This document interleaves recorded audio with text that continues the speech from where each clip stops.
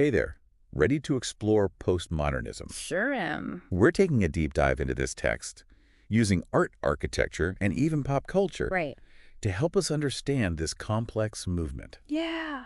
I mean, it's fascinating how this text weaves together so many seemingly disparate threads, revealing the interconnectedness of everything from politics Yeah, to our own personal identities. it really is. Okay, so right from the start, this book throws some pretty thought-provoking stuff at you. I mean, picturing Times Square in the 80s Right. with a giant art installation flashing, "Protect me from what I want." Oh, yeah. It just begs you to ask, what does that even mean? It really sets the stage for exploring one of postmodernism's central themes, Right? the tension between our individual desires and the systems and structures, Yeah, and even ideologies that shape our world. absolutely. That tension is really brought to life in the book's discussion of the Pruitt-Ego housing project. Right. This massive modernist structure was supposed to be a utopian solution to urban poverty, but it ended up being imploded less than 20 years later. This in 20 years, yeah. I mean, the story of Pruitt-Ego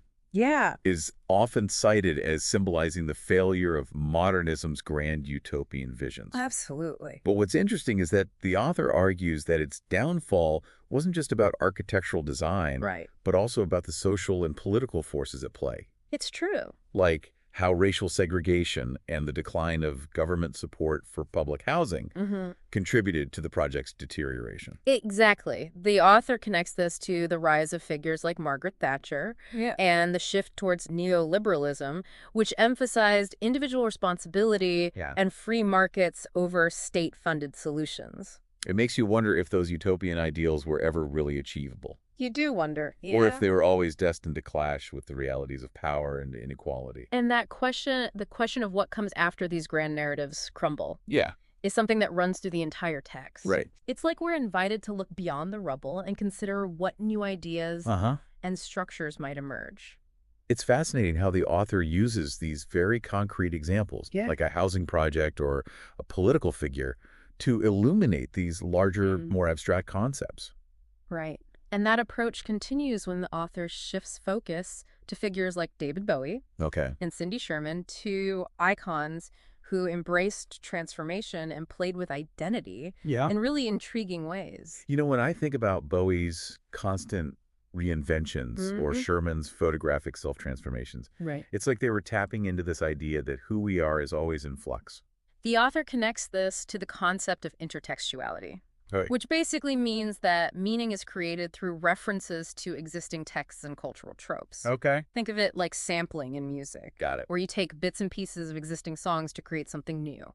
So Bowie and Sherman were like cultural DJs remixing existing images and ideas to Yeah. craft their personas. Precisely. And the author suggests that this playful, almost ironic approach to identity Yeah. is a hallmark of postmodernism. It's like we're all constantly borrowing and reinterpreting bits of culture to create our own unique narratives. This makes me think about the rise of the selfie. Oh, yeah. I mean, it's often criticized as being narcissistic, Right. but could it also be seen as a form of self-construction Uh-huh. that's deeply rooted in postmodern ideas about identity? That's a great point. The author actually argues that the selfie, despite all the criticism, is a prime example of how we're all engaged in this ongoing process of creating and presenting ourselves to the world. It's like we're all performing, even if it's just for a tiny audience on social media. It really makes you question what authenticity even means in a world where we're constantly curating and filtering our online personas. Right. And that question of authenticity, of what's real and what's constructed, is something that the author explores in relation to art, architecture, and even the urban landscape itself. Yeah, the book's discussion of the rise of hip-hop and street art in the decaying urban landscapes of the 70s and 80s was really eye-opening. Oh, yeah. It's like these artists were creating beauty and meaning out of the rubble of neglected spaces. The author describes hip-hop as an art form born out of resourcefulness, Right. where DJs and MCs sampled existing music to create something new and subversive. Yeah. It's a perfect example of what's called bricolage in postmodernism. Bricolage. Yeah, it basically means making do with what you have, Okay. creating something new from a mix of existing materials and styles. Okay. Think of it like a collage, Got it. where you take disparate elements elements and assemble them into a new, often unexpected whole. So in a way, those hip-hop artists were like urban bricoleurs, repurposing the sounds and imagery of their environment to create a new form of expression. Exactly. And this idea of repurposing and recontextualizing existing elements is central to postmodernism's approach to art architecture. Yeah. And even social commentary. Speaking of social commentary, the book also delves into the broken windows policing strategy that was implemented in New York City. Yeah. The author suggests that it wasn't just about reducing crime, Right. but also about cleaning up the city for gentrification. That's a really interesting point. The author argues that by targeting minor offenses like graffiti and vandalism, the police were essentially paving the way for wealthier residents to move in and displace the very communities that had created the city's vibrant street culture. It's like art born out of urban decay is then used to justify pushing out the very people who created it. Right. It's kind of a tragic irony. It highlights how social and economic forces can shape and even manipulate cultural movements, and how even seemingly well-intentioned policies can have unintended consequences. Speaking of manipulation, I was fascinated by the book's analysis of Las Vegas as the quintessential postmodern city. Yep. The author draws on the work of architect Robert Venturi, Right. who admired Las Vegas for its eclectic anything-goes style. Yeah. But the author also points out the darker side of Vegas. Right. The way its glittering facade often masks a system designed to exploit and extract wealth. Like, is it really choice if it's all just a carefully constructed spectacle designed to keep you gambling and spending? That's the question the author wants us to grapple with. Right. And it's a question that becomes even more relevant as we move into the digital age and the rise of platforms like Netflix. Okay, let's unpack this Netflix connection. Yeah. I mean, on the surface, it seems like Netflix is all about offering endless choices. Right. Yeah, it seems like the ultimate expression of consumer freedom. Yeah. But the author argues that it actually limits choice. Okay. Through algorithms that curate and recommend specific shows based on our viewing history and other data points. So instead of having to wade through a limited number of TV channels like in the old days, we're now being steered towards what an algorithm thinks we want. Exactly. The author connects this to David Foster Wallace's essay on television. Okay. Where he predicted that we would crave and even pay for being told what to watch. Wow. And that's essentially what we're doing with streaming services. It's like we're drowning in content. But we're actually being nudged towards a tiny sliver of it. It really is. It's a strange paradox. And this paradox of choice, the illusion of freedom within a system that's subtly controlling our options, is something that the author sees as a defining feature of postmodern consumer culture. This makes me think about the idea of the filter bubble.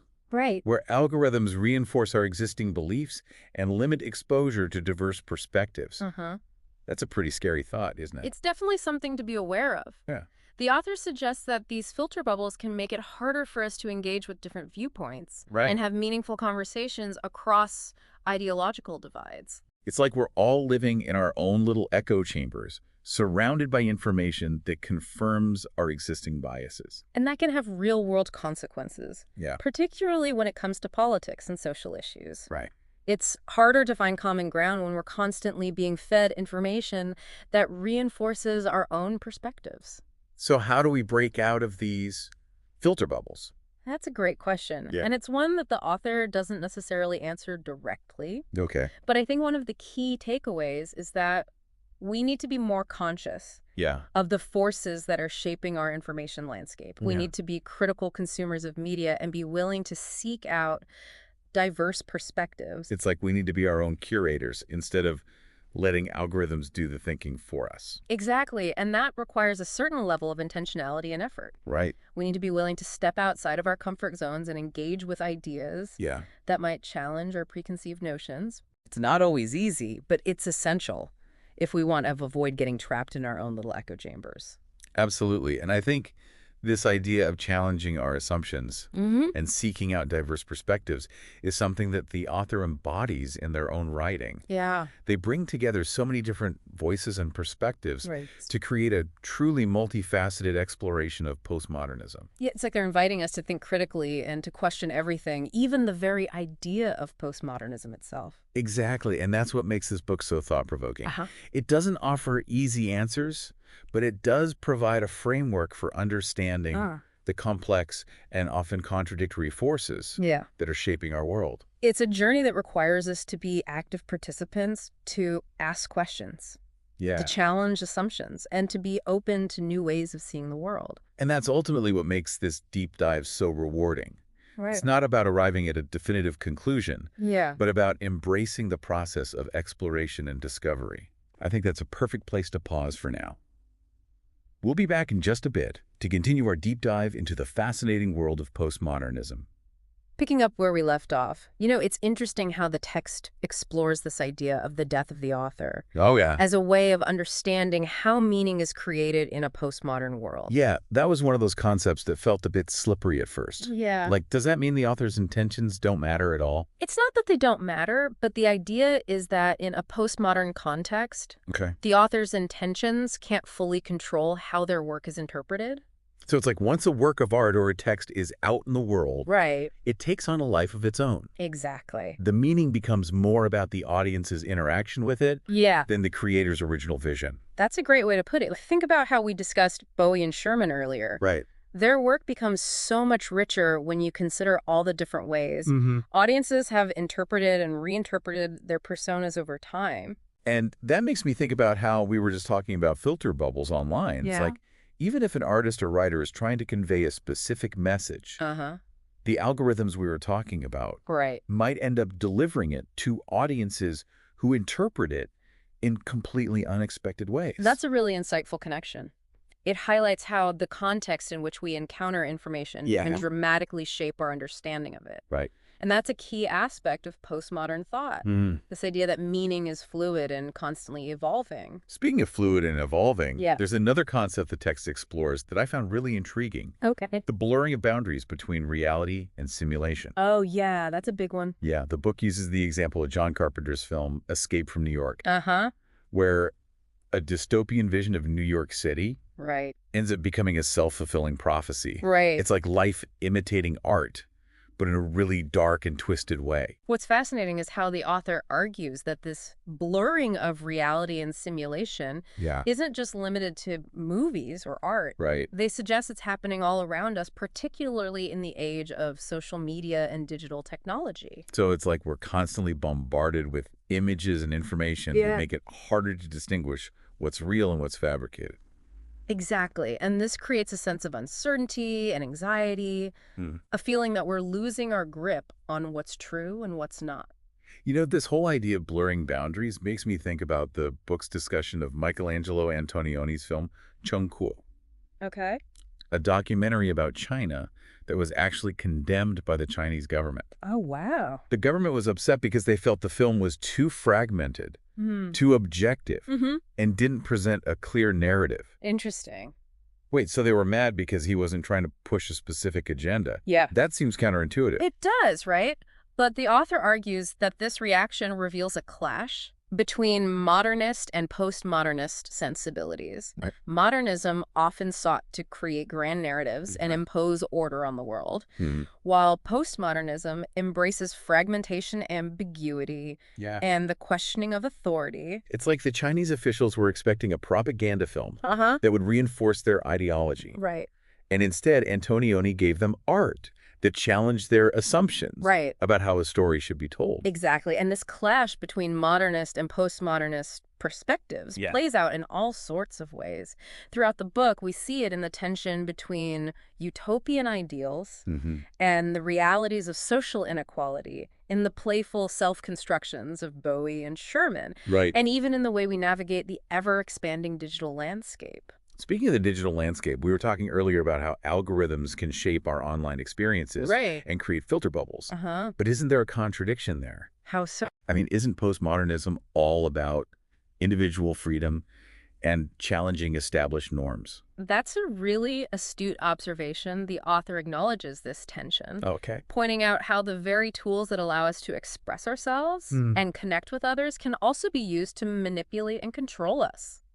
It's like on one hand, we have the potential for unprecedented freedom and self-expression online. Right. But on the other hand, we're being constantly monitored and nudged in certain directions. Yeah. By algorithms we don't fully understand. Right, and that's where critical thinking becomes so important. Oh, yeah. We need to be aware of these forces at play and make conscious choices about how we engage with technology. Right. Just because something is presented as personalized or convenient doesn't mean it's in our best interest. So it's not about rejecting technology altogether, but about using it in a way that aligns with our values and goals. Exactly. And that might mean being more intentional about the information we consume, the platforms we use, and the connections we make online. You know, this whole discussion makes me think about Sophie Callé's work, which we touched on earlier. Yeah. Her project, The Address Book, where she contacted strangers based on a found address book and created portraits of them. Right. It seems to push the boundaries of privacy and consent. It does. In a really thought-provoking way. The author uses Callé's work to explore these ethical gray areas, questioning where we draw the line between artistic expression and invasion of privacy. It's like she's deliberately provoking us to think about these issues, to confront our own assumptions about what's acceptable in the name of art. And this willingness to challenge norms, to push boundaries and provoke discomfort is something that runs through a lot of postmodern art and literature. It's about questioning authority, disrupting established power structures, and forcing us to confront uncomfortable truths. Speaking of disrupting established norms, the book also has a really interesting section on the rise of punk rock, which seemed to embody this rebellious anti-establishment spirit. The author argues that punk, despite its image as this chaotic and nihilistic movement, was actually a very postmodern phenomenon. Really? It embraced irony appropriation and the blurring of boundaries between high and low culture. So it wasn't just about screaming and smashing guitars. Right. It was about using those tools to challenge societal norms.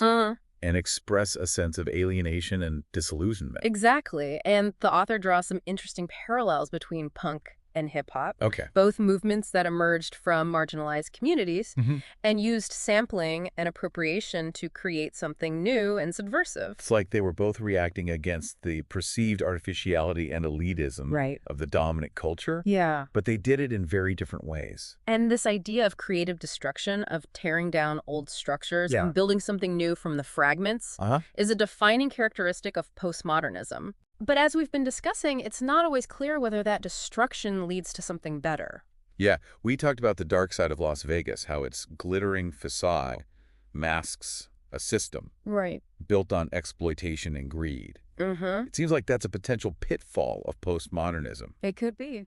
That it can be used to justify anything, even the most destructive and unethical behavior. That's a valid concern, and the author grapples with this throughout the book, acknowledging the ways in which postmodern ideas can be co-opted and used to serve the interests of the powerful. It's like that saying, power tends to corrupt and absolute power corrupts absolutely. Right. If there's no objective truth, no grand narrative to guide us, then it becomes easier for those in power to manipulate and exploit others. Right, and that's why it's so important to be critical thinkers, to question the narratives we're being sold, and to hold those in power accountable. So it's not just about deconstructing grand narratives. It's about being aware of how those narratives are constructed and used to shape our perceptions of the world. And that awareness requires us to engage with different perspectives, to question our own biases, and to be open to the possibility that we might be wrong. It's not always comfortable. No, it's not. But it's essential if we want to create a more just and equitable world. Absolutely. And this brings us back to the author's analysis of neoliberalism, which we touched on earlier. They argue that neoliberalism, with its emphasis on individualism, deregulation, and the free market, has fundamentally reshaped our world, often in ways that are detrimental to the majority of people. So it's not just an economic system. It's an ideology that affects everything. It is. From our personal lives to our political discourse. Exactly. And the author suggests that postmodernism, despite its critical potential, has often been co-opted by neoliberal forces, used to justify inequality and distract us from the real issues at stake. It's like we're all supposed to be empowered consumers, free to make our own choices in the marketplace. Right. But the reality is that those choices are often limited by forces beyond our control. Right. And the consequences of those limited choices can be devastating. Yeah. Particularly for those who are already marginalized and disenfranchised. So what can we do about it? How do we resist these forces and create a more just and equitable world? That's the big question, and it's one that the author doesn't necessarily answer directly. Okay. But I think they offer some valuable insights.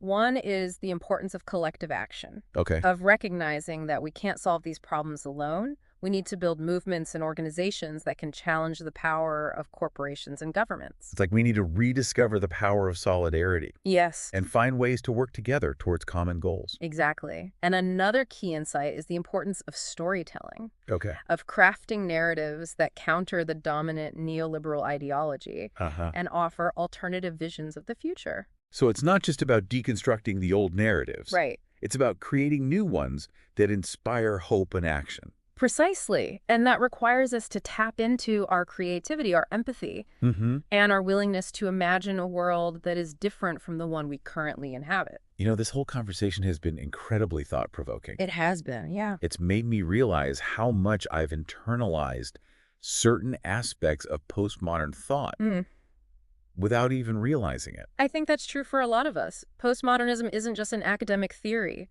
Right. It's a way of seeing the world that has permeated our culture and shaped the way we think and interact with each other. It's in the music, we listen to the movies, we watch, the way we communicate online. It's all around us. And while it certainly has its downsides, I think there's also a lot to be gained from embracing its critical potential. It can help us to be more aware of the forces shaping our lives, to question authority, and to imagine new possibilities for the future. It's like postmodernism can be a tool for both liberation and oppression.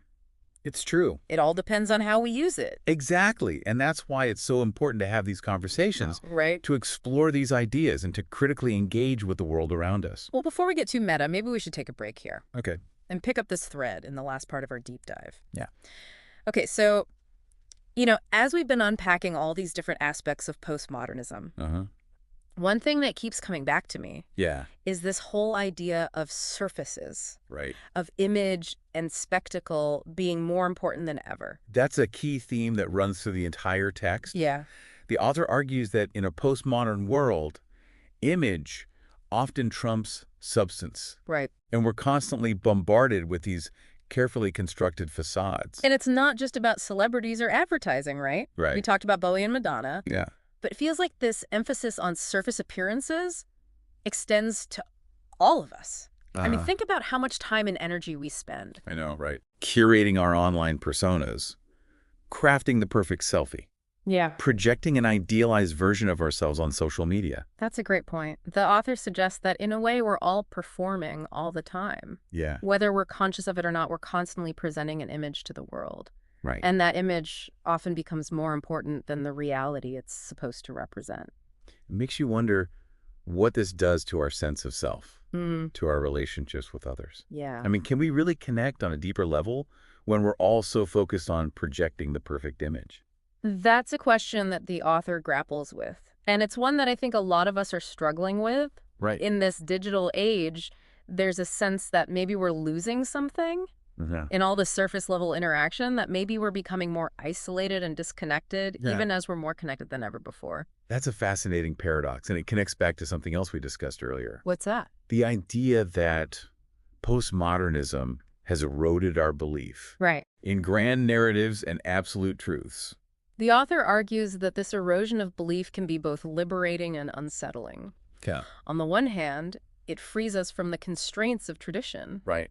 And allows us to create our own meaning and identity. It's like we're no longer bound by the old rules and hierarchies. Right. We can be whoever we want to be. Exactly. But on the other hand, this lack of grounding can also lead to a sense of nihilism and despair. Right. A feeling that nothing really matters. If everything is relative, if there's no objective truth, then what's the point of anything? Yeah. Why strive for anything? That's a question that haunts a lot of postmodern art and literature. Yeah.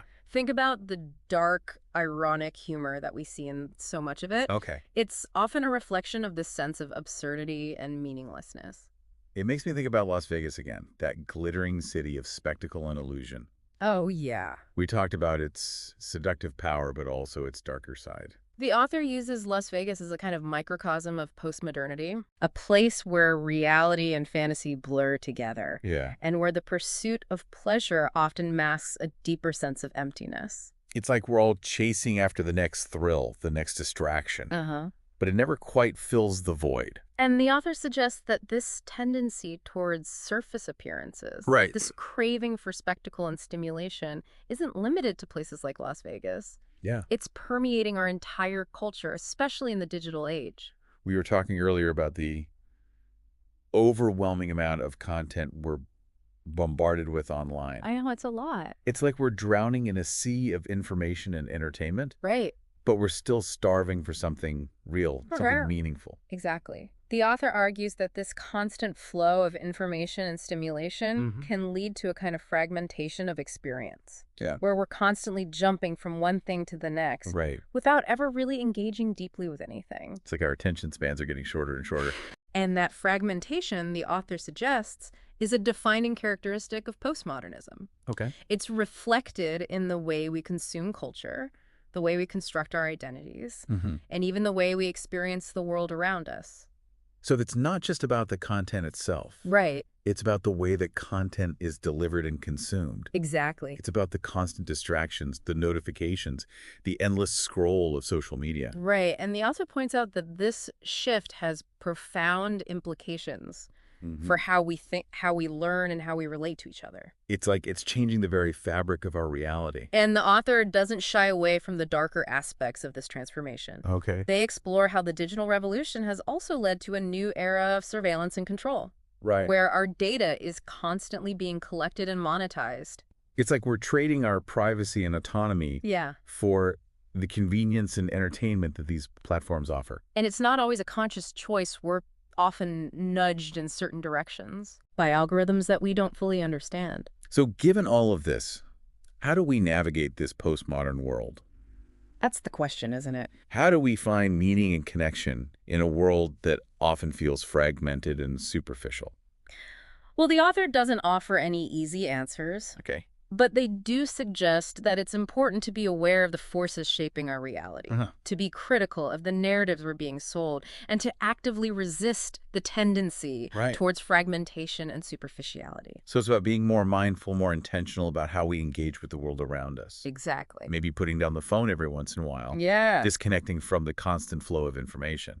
Exactly. And it's also about recognizing that we're not alone in this struggle. Right. There are others who are grappling with these same questions, who are seeking meaning and connection in this complex and often bewildering world. Maybe it's about finding those people building communities and working together to create a world that is more equitable and more aligned with our shared values.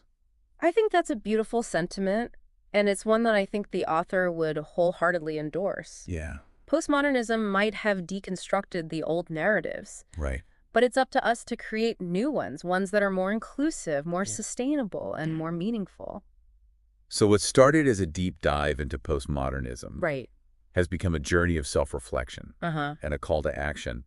It's a reminder that even in a world that can feel fragmented and chaotic, we still have the power to create meaning, to connect with others, and to shape the future. And that's a really empowering message. It is. It's a reminder that even though we might not have all the answers, we can still ask the right questions, challenge the status quo, and strive to make the world a better place. If postmodernism arose as a critique of modernism, then maybe what comes next is up to us. It really is. Maybe it's about taking the best of what postmodernism has to offer. It's critical thinking, it's questioning of authority, it's embrace of diversity, and using those tools to build something new, something better. Something that goes beyond irony and detachment and embraces hope, connection, and a shared sense of purpose. What do you think? I think that's a wonderful place to leave this conversation. It's a challenge, an invitation, and a reminder that even in a postmodern world, there's still room for hope, for meaning, and for genuine human connection. Thanks for joining us on this deep dive. Of course. We hope it sparked some new ideas, challenged some assumptions, and left you with a sense of possibility. Until next time, keep questioning. Keep exploring. Keep exploring and keep pushing the boundaries of what's possible